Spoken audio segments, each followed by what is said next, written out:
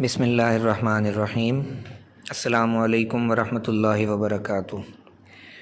Dear students, جیسا کہ آپ کو یاد ہوگا کہ اپنے پچھلے لیکچر میں ہم نے حج کا تعارف پڑھا، اس کی اہمیت کے بارے میں پڑھا۔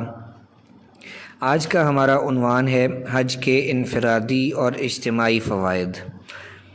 اس عنوان کو ہم دو حصوں میں تقسیم کریں گے، جس کا پہلا حصہ ہے انفرادی فوائد، اور جنہیں زائرین کعبہ کی کیفیات کے حوالے سے بھی ہم سمجھیں گے، یعنی زائرین کعبہ کی کیفیات یا انفرادی فوائد، کوئی بھی نام اسے دیا جا سکتا ہے۔ تو اس میں سب سے پہلا انفرادی فائدہ ہے سفر آخرت کی یاد، کہ جب ایک مسلمان، ایک حاجی حج کرنے کے لیے جاتا ہے، احرام باندھا ہوتا ہے، انسلی چادریں، سادہ لباس، سر بھی ننگا، پاؤں بھی ننگے، تو یہ انداز، یہ لباس اس شخص کو آخرت کی یاد دلاتا ہے کہ وہاں بھی ہمارے پاس دنیا کے مال و اسباب نہیں ہوں گے، ہم سادہ لباس میں اور ایک جیسے لباس میں بغیر کسی امیر اور غریب کے فرق کے اس سفر میں تنہا جائیں گے۔ تو اس سے انسان کو آخرت کی یاد بھی آتی ہے اور اس کے اعمال کی اصلاح کا ذریعہ بنتا ہے۔ اس کے بعد ہے یاد الہی، کہ جب ایک انسان تلبیہ پڑھتا ہے، اور ایک حاجی کا مستقل یہ ایک ترانہ ہوتا ہے، لبیک اللہم لبیک لبیک لا شریک لک لبیک ان الحمد والنعمت لک والملک لا شریک لک، تو مستقل اللہ کی یاد کرتے کرتے اللہ کی ذات کی یاد اس کے دل میں رچ بس جاتی ہے اور اللہ تعالیٰ اسے اپنے قرب سے نوازتا ہے۔ اس کے بعد ہے تکمیل نعمت کا احساس۔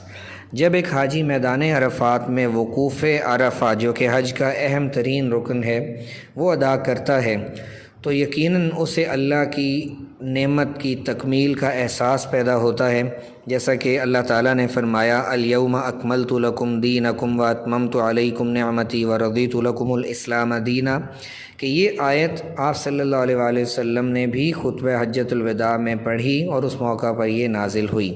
تو اس سے انسان کو تکمیل دین اور تکمیل نعمت کا احساس ہوتا ہے۔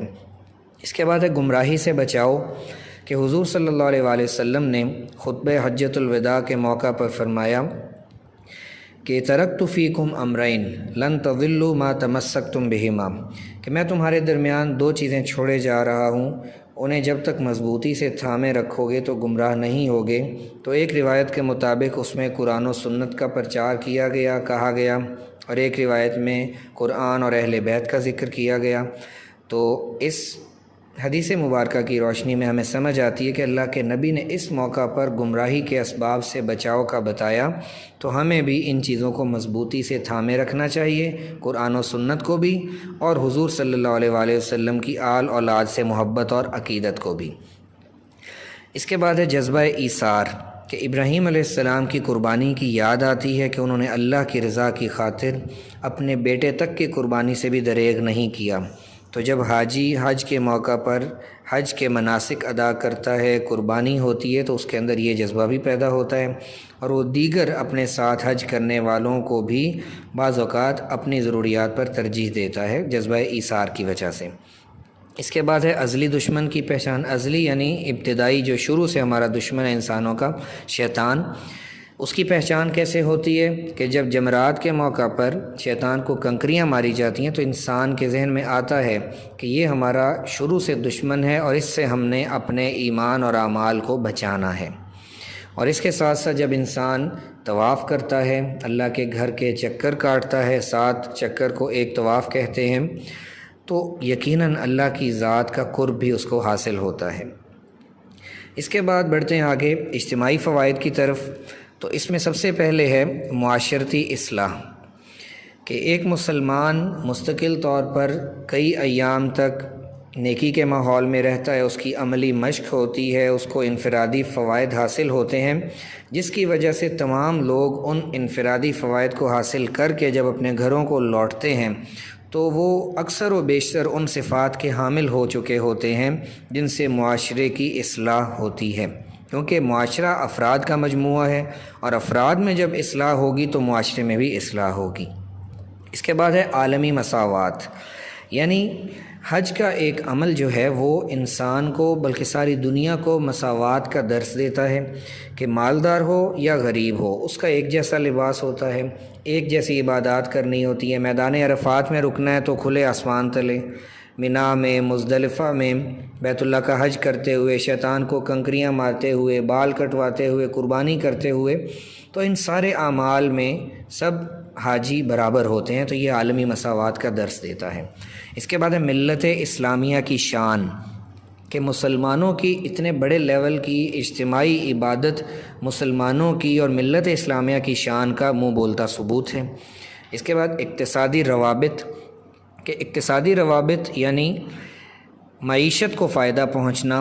اس سے یہ ہوتا ہے کہ حج کے موقع پر دنیا کا مسلمانوں کا آپس کا ایک لنک ہوتا ہے، لاکھوں لوگوں کی ضروریات ایک جگہ پہ پوری ہو رہی ہوتی ہیں، اور بزنس اور ٹریڈ کے حوالے سے لنک بڑھتے ہیں، سرکولیشن پیسے کی بڑھتی ہے، جس سے حاجیوں کی ضروریات بھی پوری ہوتی ہیں، اور تاجر پیشہ افراد جو ہوتے ہیں، تجارت سے تعلق رکھنے والے، ان کو بھی فوائد حاصل ہوتے ہیں۔ اور اس کے بعد ہم بات کریں گے حج مبرور کی۔ یہ انفرادی اور اجتماعی فوائد ہم نے ڈسکس کر لیے۔ حج مبرور کی لاسٹ ایک ہیڈنگ بنتی ہے، حج مبرور کون سا حج ہے، کسے کہتے ہیں؟ تو اس میں بنیادی طور پر 3 خوبیاں جس حج میں ہوں تو وہ حج مبرور کہلائے گا۔ ایک تو یہ کہ وہ حج حلال کمائی سے کیا جائے، دوسرا اس کے تمام مناسک یعنی تمام اعمال، تمام ارکان کو ادا کیا جائے، اور تیسرا کہ ہر حاجی اپنی زبان اور اپنے ہاتھ سے دوسرے حاجیوں، دوسرے مسلمانوں کو تکلیف دینے سے محفوظ رکھیں۔ تو جس حاجی کے حج میں یہ صفات ہوں گی تو انشاءاللہ وہ حج مبرور، حج مقبول ہے، اللہ کی بارگاہ میں قبولیت کا شرف حاصل کرنے والا ہے۔ تو اللہ تعالی ہم سب کو حج کے ایسے فوائد نصیب فرمائے، اور اللہ اپنے گھر کی ہمیں بار بار زیارت کا موقع دے۔ السلام علیکم ورحمۃ اللہ وبرکاتہ۔